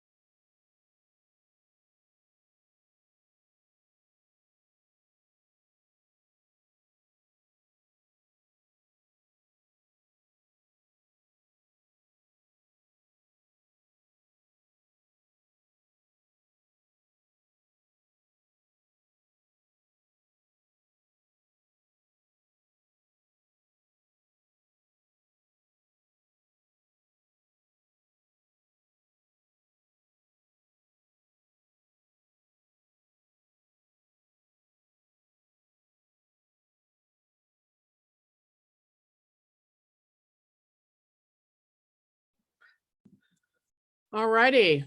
Hi, everybody. How you doing, Juan? Thank you. All right. So we have our Caltrans folks with us. I think we have Jeff Weiss and Adrian Levy with us from Caltrans. We got the pleasure of meeting them yesterday in a walk up and down the highway. And they're going to talk to us about what they saw. And I don't think they've had time to really analyze what they saw, but I think they're going to share with us some comments. So thank you both for being here. Oh, thank you. Thank you for having us. And Adrian and I and Karina and Hannah and Maite and the supervisor. Did I miss anyone? We had lots of people out there. Lawrence. Lawrence. Sorry, Lawrence. Well, he's not here, so that's And Janice from TPW too. and Janice. How could I forget? Which was a big part of it too, because we make a lot of decisions. We consider the county in our decisions. So we were out there and we Yeah. looked at. Sorry Yes. to interrupt you. Before you go on, I just want to confirm with you. Am I also including Ahmad and Lester Lee in your presentation? I see them in the audience. I'm not sure if they're also part of your presentation. I think we should, just in case they have comments to make. Thank you. Oh, I'm sorry. Thank you, Ahmad and Lester. I didn't realize that. Thanks, Karina. So we took a look at a number of things in the Springs area, and we looked at them on foot. We walked through intersections. We looked at bike lanes. We looked at crosswalks, but during this time, we're going to go over the letter that was sent to us. And Adrian's going to go over that. Is that right, Adrian? From the Springs? Thanks, Jeff. Well, I actually wanted to go over in a little bit more detail about our gathering yesterday. I did want to say thanks, echo you, Jeff, say thanks to all who showed up. We met at the Arch. We walked south down to Verano, past the park to where the bike path crosses Route 12, and then we walked back north across Verano, looked at the Donald, we stopped at Donald Street, and then we crossed the bridge and we went up to, we went further north to Siesta, Sierra, Central, and Waterman. We didn't walk the whole way, but we did take a look at what's happening at each of the locations. And Maite, you're right. We haven't had a chance to, really come up with any solutions. I will say this, that we're happy to partner with the county and the people of the Springs. I think there are some things that we would consider low-hanging fruit. I'd also like to think that part of the solution is influencing driver behavior. So I guess that's kind of a high-level perspective of what I observed yesterday. Would anybody like to chime in? Yeah, I would just. Oh, sorry.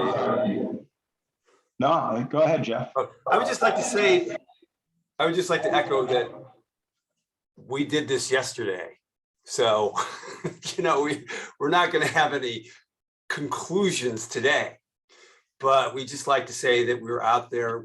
We took a good look at the intersections, the bike lanes, problem points that we've heard about in previous MAC meetings and through emails and through Hannah's notebook, like what do we call that? It's sort of like a handouts that she gives to us. So we explored all that again, but we were there present with people on the MAC. And so we're taking a serious look at it. We can't make any decisions at this point, but like Adrian said, there's some things that might be low-hanging fruit that are easy to solve, and other things might take some work. But we've actually looked at everything, and we're committed to doing what we can.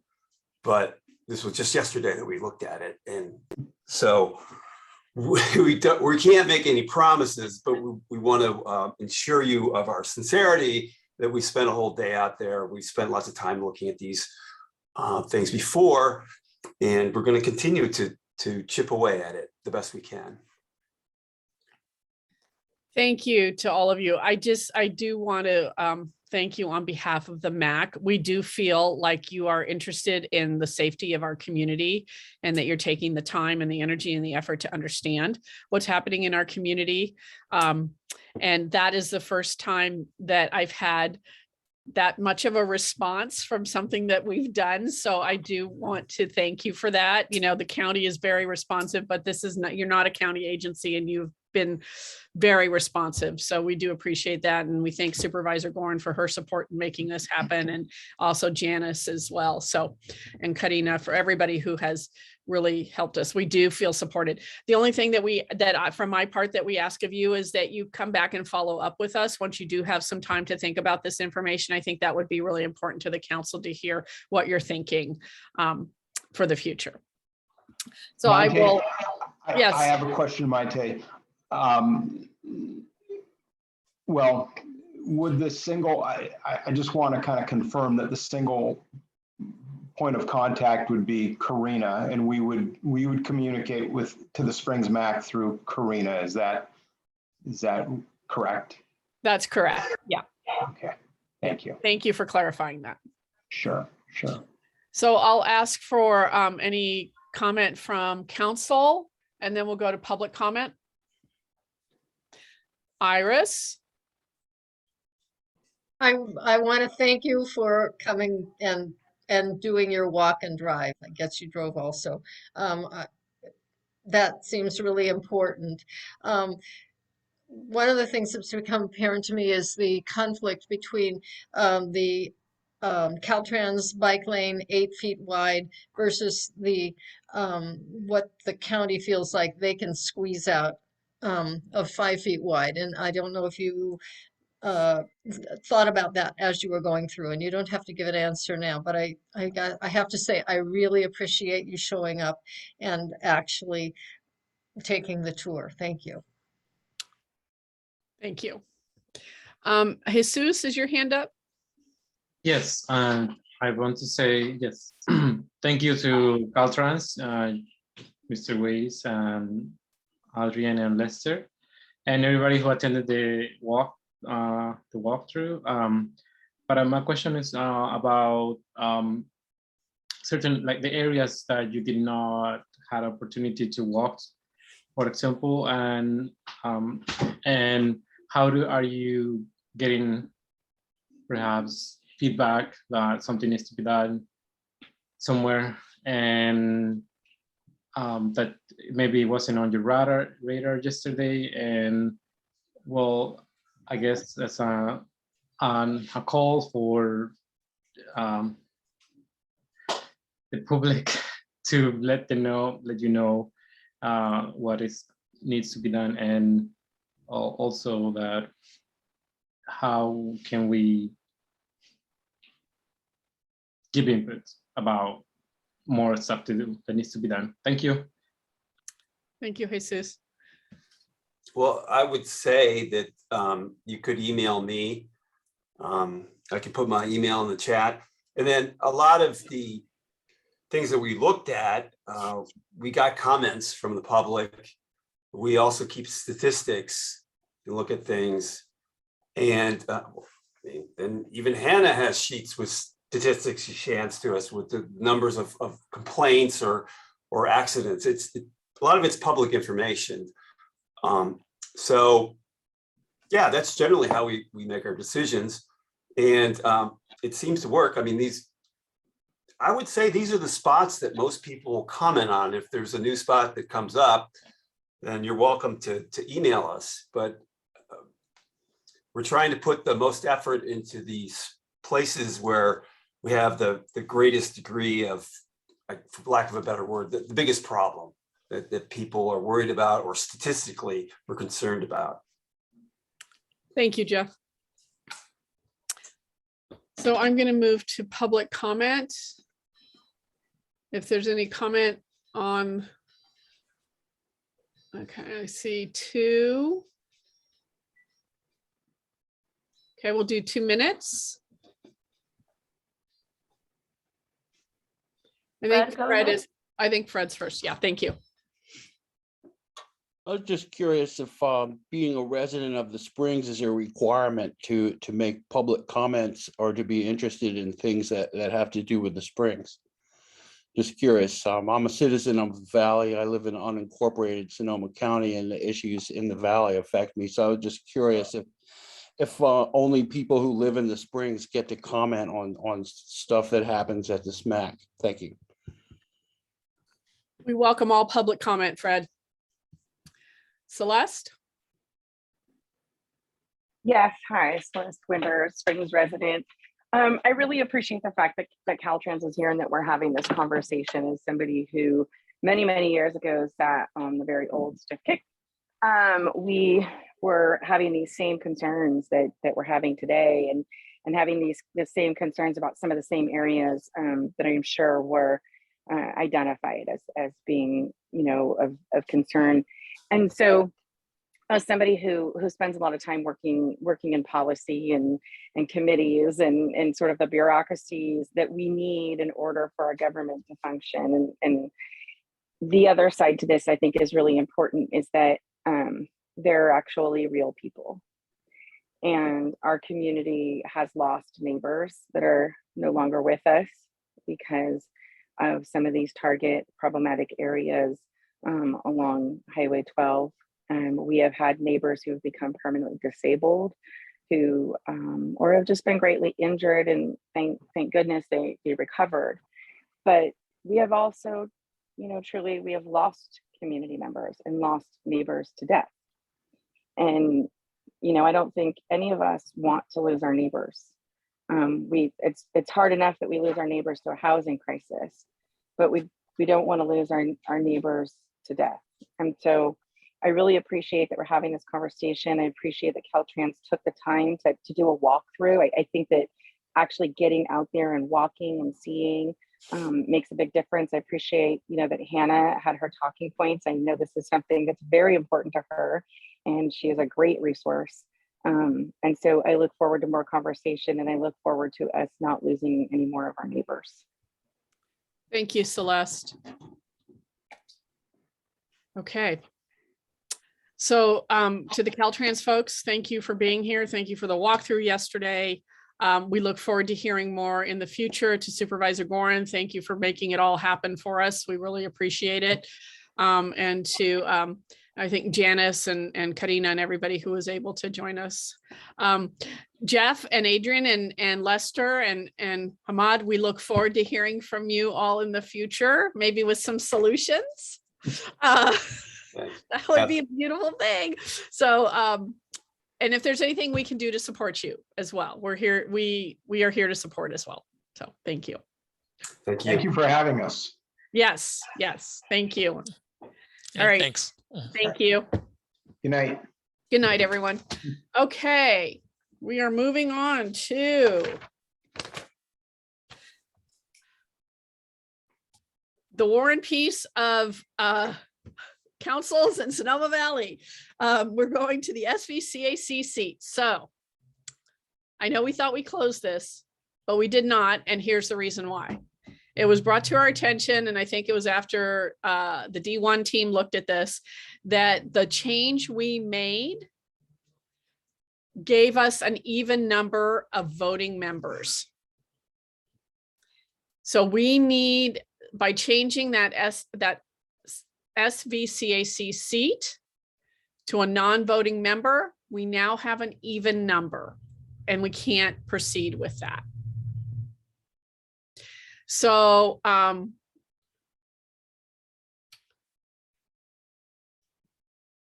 the next thing is and then the other part of that,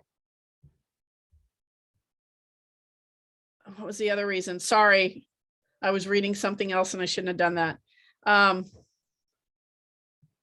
Oh, it was the boundary maps. There's another option within the boundary maps. We were looking at 2 and there's a third. So I'm going to turn it over to the people who understand this more than I do.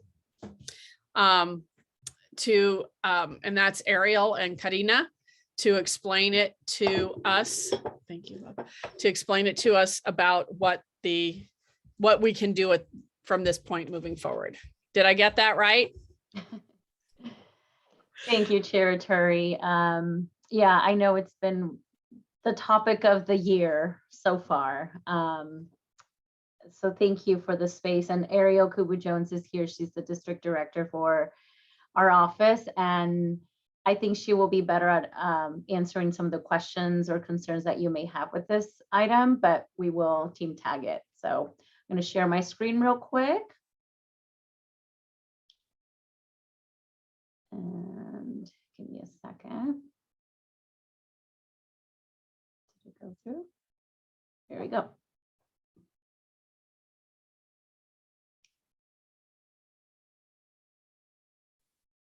Okay, you can see our screen, right? So as Chair Turi mentioned, we need to reopen the discussion to review the voting membership and the member residential boundaries, because there is a third option that we did not present at the last meeting. And as you mentioned, you currently would have an even number of members. Once those new members come on board, it will definitely make a difference. So real quick, the MAC policies and procedures that were adopted by the Board of Supervisors in 2017 recommend an odd number of council members, 5 or 7 voting members with 2 alternates. The Springs MAC bylaws that you adopted and created were adopted when you created this council, indicate that the MAC is a council made up of 7 voting members with 2 alternates for a total of 9 members. And with this decision that you made at the May 11th meeting, you have 6 voting members, 3 alternates, and that's in conflict with the Board of Supervisors approved policies and procedures, as we just mentioned. As you know, MACs in Sonoma County must be an odd number, either 5 or 7 as recommended. Just a reminder of the boundaries of the Springs bylaws, MAC boundaries for the SBCAC membership boundaries, pardon me. The Springs MAC bylaws stipulate that the MAC members must reside or work within the boundaries of the MAC. And just a reminder of those boundaries: Agua Caliente, Boys Hot Springs, and El Verano, along with Fetter's Hot Springs. And the Springs MAC boundaries of the unincorporated Sonoma County are, did I just go back to this? Sorry.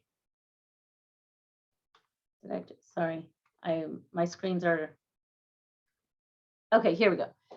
The SVCAC boundaries are North Valley MAC, Springs East, City of Sonoma, El Verano West, and South Valley. Now, the MAC representation areas within the SVCAC are Springs East and El Verano West. So we took a close look at the bylaws, and SVCAC member who lives or works in the area that overlaps between the 2 Springs SVCAC representation areas and the MAC boundaries are eligible to serve in the MAC as the SVCAC seat. And this is the third option that was not presented to you at the May meeting. I'm going to let Ariel go through this slide real quick just to summarize what the next steps are and what the recommendations are when we're reopening this conversation.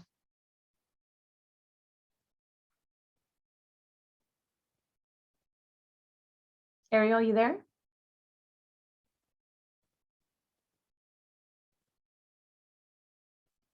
Did we lose Ariel? You're muted, Ariel.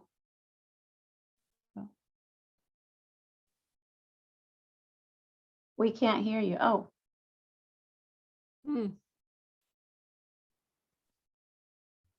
I have to say, I'm amused by this because Ariel is usually the one that says, Supervisor, you're muted. yeah. I don't know what's going on. She's having more problems than that, I think. Because she's muting and unmuting and it's not fixing her sound problem. Is your mic on? This is very strange. I can continue. Sorry. Not working. We'll have Karina continue and Ariel. Oh, you can call in. Do you want to try to do that? There we go. Okay. Sorry, Ariel. Yeah. Okay, I will continue. Apologies. So the recommendations are to retain the MAC SBCAC appointment as a voting member. And this way you will be aligned with the MAC policies and procedures, giving you an odd number of voting members. And then consider the bylaws amendment to open the geographic area for the MAC SBCAC seat to either one, live within MAC boundaries, which will not require amendments to the bylaws, or reside in the representation areas, the Springs East and Verona West. And this will require an amendment. And then the third option is it can be any member of the CAC, which would require an amendment to the approved May 11th agenda, or excuse me, bylaws. And just a quick reminder that you do have, based on your last vote, you do have a primary and a secondary member of the CAC to fill this MAC CAC seat. So in May, you voted to make it non-voting, any member of the CAC with a primary and a secondary member. So just keep that in mind. So consider the bylaw amendment approved on May 11th to allow the CAC seat to select a secondary MAC member to fill in for the MAC SBCAC appointee if they are unable to attend and given a MAC meeting as a needed basis, which you did adopt at the last meeting. And that concludes the presentation. Thank you. That was super clear. Okay. And can I just say, this should not be this complicated. You know, the challenge was the CAC has development review authority and the MACs really do not, according to the bylaws. So in order to accommodate and provide a liaison relationship, we established in the bylaws that a member of the CAC will be included in the MAC, on the MAC, so that you could have that liaison experience. That has worked successfully with Matt Dickey serving on the CAC and the MAC, providing that connection. And despite our best efforts, we have not been successful in convincing a member of the CAC to accommodate the same function. So I will be appointing someone from this MAC to the CAC to fill the at-large position later. That's my responsibility, not yours. So I will be interviewing a couple of you for appointment to the CAC so that you will have that liaison connection. But right now we have to undo what you did last month. I'd like to point out that we're at time. Oh, there's Ariel. Yeah, sorry. I don't know. It's a mic on the webcam. So if the camera's working, this has literally never happened and I've had this for 2 years. So it's just more of the SBCAC seat saga coming to bite us. But no, Karina did a great job explaining that. I did want to sort of clarify the boundaries thing. So basically the Springs MAC boundaries is a small focused boundary. The SBCAC representations areas, there's an El Verona West and a Springs East. And when Karina and I were talking about this months ago when we were trying to solve this problem, you know, I thought that that might be an option for you all as well, to have someone because the bylaws specifically say that all the members of the MAC, including the SCCAC seats, have to live within the Springs MAC boundaries. And that since you were having challenges, finding someone, that if it was expanded to those larger areas that still do have a relationship with the Springs, even though they are larger, right? That would be an option for you to consider. And that's what was left out at the May meeting. So that might not be something you're interested in at all, but that was the point of that section of the presentation. Okay, thank you for that, Ariel. Hannah, is your hand raised? Yeah, can I just summarize based on what Ariel just said? Okay, and then what Susan just said. So if Susan is going to appoint someone from the MAC to the SVCAC, then we don't need to worry about the boundaries because we already have someone who lives within them, correct? And then the other topic was that we just need to make this a voting seat again. So I would like to make a motion to reverse what we did to make the SVCA seat a voting member, and we don't need to discuss the location base anymore. Does that work? I think that works. I would agree. I want to hear Iris's comment, and then we can look for a second on your, and I'll repeat your motion and we'll see if we can get a second on it. Iris? Okay, I just have two questions. One, we can still go forward with just having 6 voting members at this point, and then we will have the 7th appointed hopefully very soon. And is the person who would be of the at-large on the CAC are they a non-voting member? Is the at-large position non-voting on the CAC, or is it a voting member? Thank you. On the CAC, so the at-large position on the CAC, it is an alternate position. So just like your alternates, it works the same way where they fill in if there's a regular member absent or if someone recuses themselves from a specific item. So just like the Springs MAC, the alternates are expected to attend because you need to be apprised of what's going on at the meeting if you need to step in because someone recuses or is absent. Thank you for clarifying that. But then will we be clear to have our members appointed next or included next month, hopefully? The 3 new members or not? That is outside. That's different. Okay. Those 3 members are going to be appointed. Okay. So, okay, I get it. Thank you. So I will take public comment.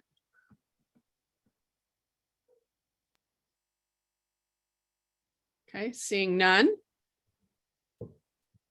So the motion on the table is to not change the bylaws, to actually reverse them back to what they were in the past, that the SVCAC seat is a voting member and that everybody must live within the MAC boundaries.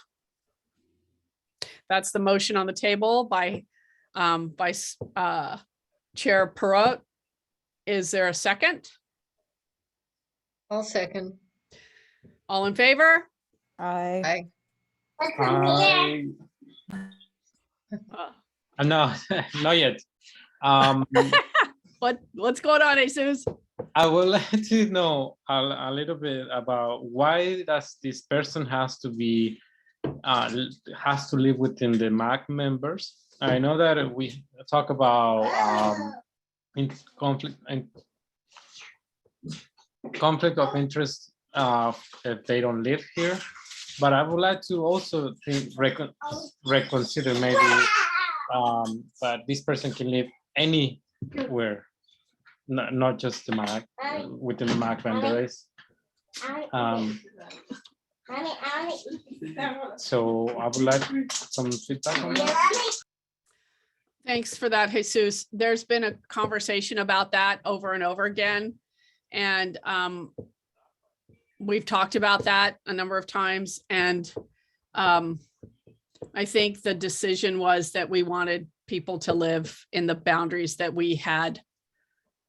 We don't have any control or jurisdiction, but that is part of where it's within our boundaries. And we just felt that that was an important piece to this work, that they understand the Springs. They can work in the Springs, or live in the Springs. So if there's somebody who works in the Springs and doesn't live here, they could apply to be on the MAC as well. But I think that's been the thinking about it, is that the Springs is a little bit different, and understanding it is important. So I think that's the reason behind it. Your point is valid and well taken, but it is, yeah. I mean, being on the city council, you got to be in the city. I would like to see a liaison on that seat, on that city council from the Springs, but I'll bring that up every time I get a chance. Okay. I thought I saw somebody else's hand go up. I could be totally wrong. Okay. We talked about there being a primary and a secondary member of the SVCAC, that if the, I don't know that we need that if the person is part of this council. I think that was part of the consideration if they weren't an active member of this council. Hannah?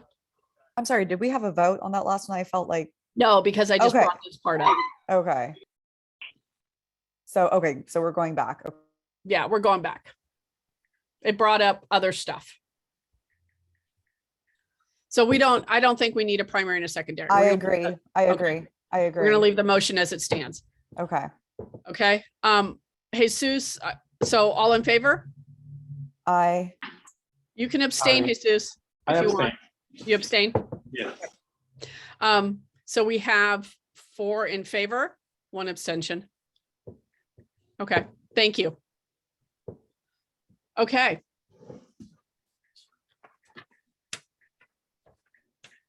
That item. Congratulations. Thank you, Thank Ariel, you. for helping us. Yeah.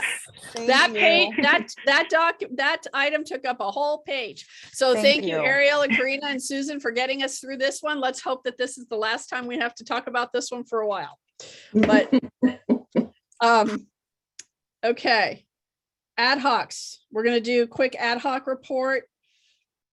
Consideration for future agenda items. So is the arts ad hoc. So I have been trying to get over to unwrap the bicycle rack, but have not been able to.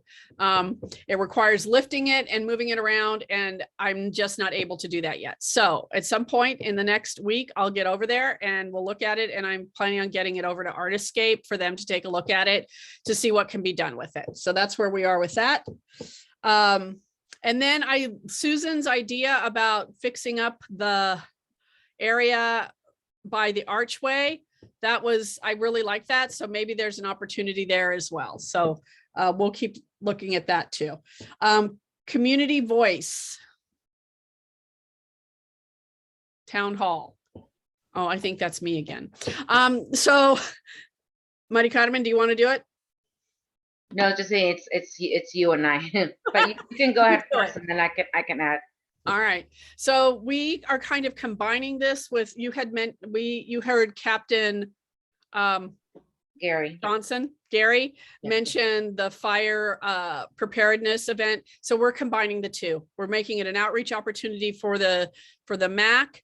We are doing it as a fire preparedness. We may have a survey. We're still working out all the details. We have lots of folks we're going to invite. Hopefully they'll be able to attend. We have the space reserved, but that's going to be because we can have it, it can be outside. It seemed like a good idea to pair the two. Karina or Mari Carmen, do you have anything? And yeah, the main work will be through Map Your Neighborhood with Dana. So we as volunteers from Map Your Neighborhood will be doing the work with the emergency department for the county, and then of course an opportunity for the MAC to have a table to do outreach. Yep. Thank you. Thank you. Is there anything on the outreach front? And I'm drafting a flyer, so I will with Dana. So okay. We'll get that out. Mm-hmm. Thank you. Great. Thank you. Hannah, Jesus, outreach. Yes, I went to El Verano school to the classes at Sonoma Immigrant Services held there, and I talked to every single they were distributed in 3 different rooms, and I talked to all the people in all the 3 different rooms about the Spring SMAC and how it is important that they come to our meetings, and overall just explaining what is the MAC. And I'm glad that at least we are getting the voice out, that people are getting to know us. I think that's my main focus right now. Like, I like to see more people coming to our meetings, and I have taken this approach to just talk to people, go to small gatherings, places, and just talk to people and let them know about what's up, about what is the SMAC. I receive a lot of feedback from them. They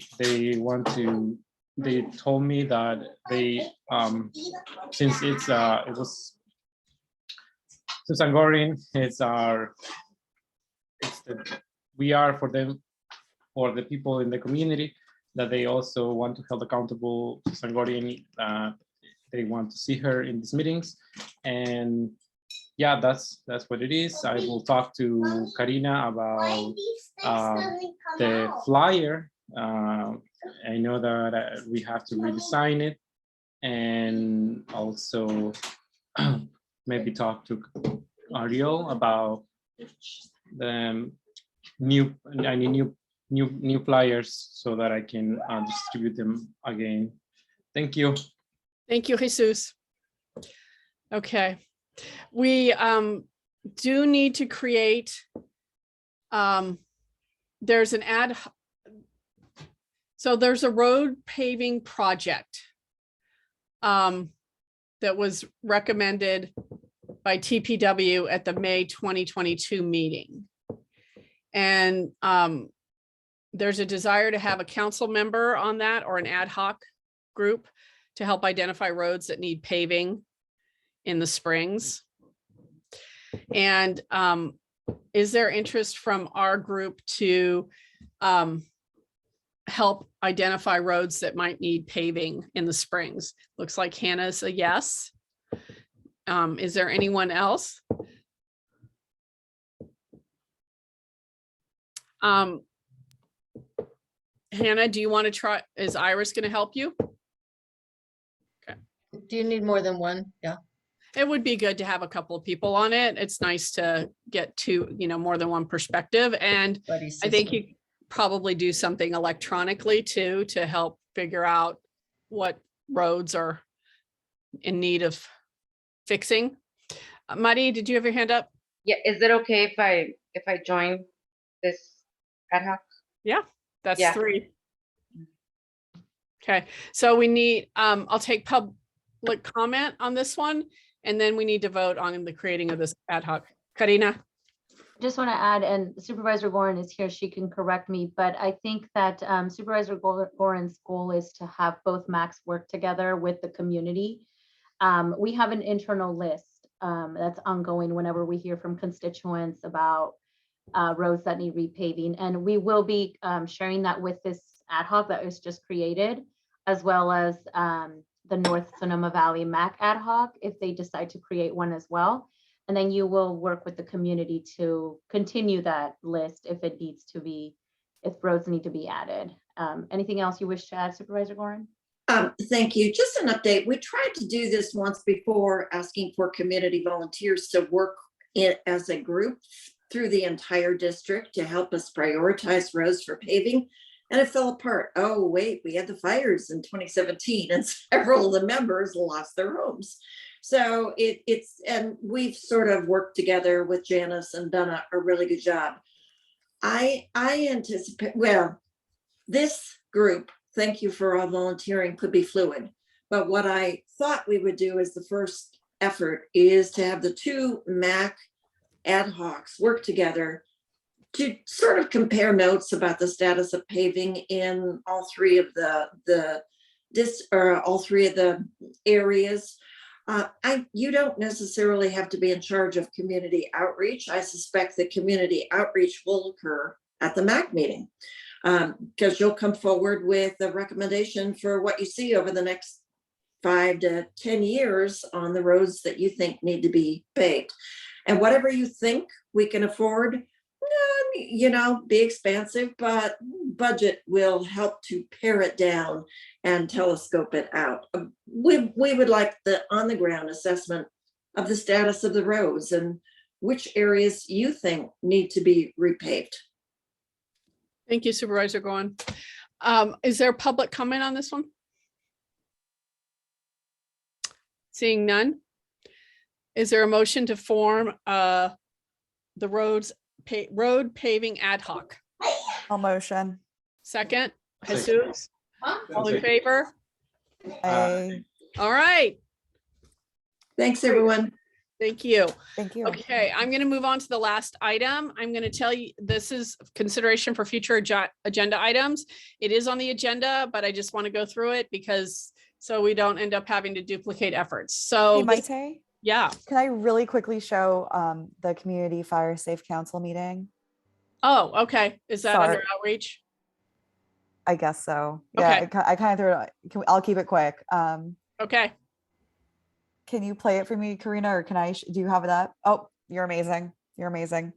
Okay, so the Springs Fire Safe Council had our community meeting, and this is part of the Community Wildfire Protection Plan. It was really great. We had maybe 20 people there. It was a hybrid meeting. We had childcare. We had live Spanish translation. We had a bilingual presentation, or the presentation was bilingual because Mary Carmen did a lot of translation work for me. So thank you for that. We had a great presence from local fire. That's Gary Johnson. And then I think Chief Bengril joined us virtually. Next slide, please. Again, Ray was there. You know, the Fire Safe Council was kind of Ray's baby. And then Roberta on the right there is a volunteer. This is an all volunteer event. Roberta is a volunteer who helps start Fire Safe Councils. Next slide. So big thank you to Lori at El Verona School, donations from Whole Foods Market. We had food, it was good. You should have been there and had some. The fire chiefs, the community who showed up, free childcare, Jordy, who did amazing translation, the Fire Safe Sonoma crew, the Springs Fire Safe Council, and special thank you to Mary Carmen for all her work on translation. Thank you. Yeah, and just so everyone knows, we, as Gary Johnson said, we just had our government stakeholder meeting. So we're at the fourth step. We're about halfway through to creating our community wildfire protection plan. So that's where we're at. We're moving forward. There is a fire safe survey where you can tell us about conditions near your home. I made 2 tiny URLs so you can hopefully remember them. tinyurl.com/win100 springs, or Ghana 100 CN Springs.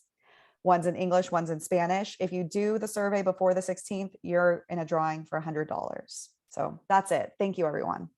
Thank you, Hannah. And I know that Ray Willette is with us tonight too. And I just want to express my gratitude to him because he stuck with it and made this all happen. And Hannah picked up the torch and is really working to get it to the finish line. So thank you to you both and everyone who's participated in it. It's taken a while to get it done, but great things are worth waiting for. So thank you.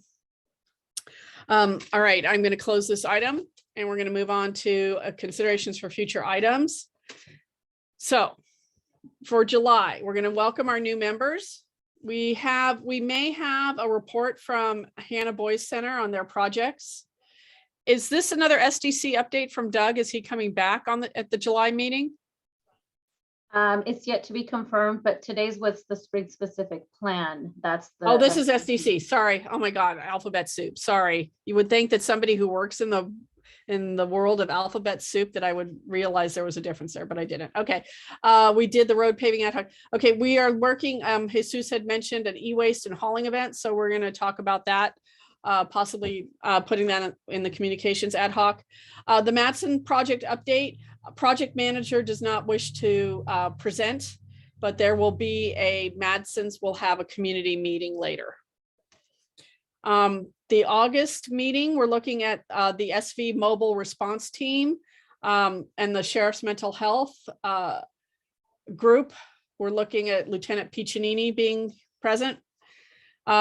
September, October, November kind of lumped together, Springs Farmers Market, economic growth and small business, housing, preservation and protection, expanding the boundaries of the Springs MAC, some business and restaurant permitting, emergency evacuation drill. That may not happen. Economic growth again. SV Mental Health Collective, and then La Luz and Sonoma Valley Education Foundation have been doing a study called Sueños, and I'd like to hear more about that. Are there other items for consideration? Susan? We had an update from Caltrans. Yes, another Caltrans presentation on 2 bridge replacements. The community will really want to know about the construction schedule and the implications for traffic and traffic delays. So I'll be working with Karina and Caltrans to figure out the appropriate timing, but they're going to start this year, like maybe in August. So sometime in maybe June. This is June, July. Time flies. We'll have an update at both MACs. Thank you. Hannah?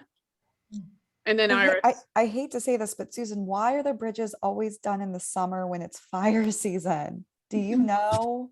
Or is that just timing? Is that just timing? That I told Jeff to bring his body armor when he's talking with the community about this. I told them over and over and over again.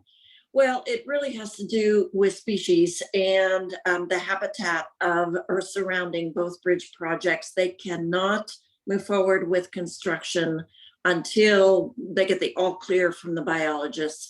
And so right in the middle of fire season, August to October, that's the bridge construction. okay, at least we know there's a reason. Thank you. And I asked the same question. Thank you. Iris? I'd like to have someone from public transportation come, from the bus service. We keep talking about these things. It's part of the spring specific plan. It would be a great improvement to have better circulation and more frequent of the buses and smaller buses. The other thing I'd like to suggest is that a recycling event, and not a meeting, but an event. It could be at Larson's Park, possibly. Get demonstrations, maybe do some, some recycling there so that people can identify what really is supposed to go into their cans. Maybe that could be done with the e-waste and hauling event, includes all 3 of those together. Yeah, thank you. Okay. Anything else? Okay. Any public comment on future items?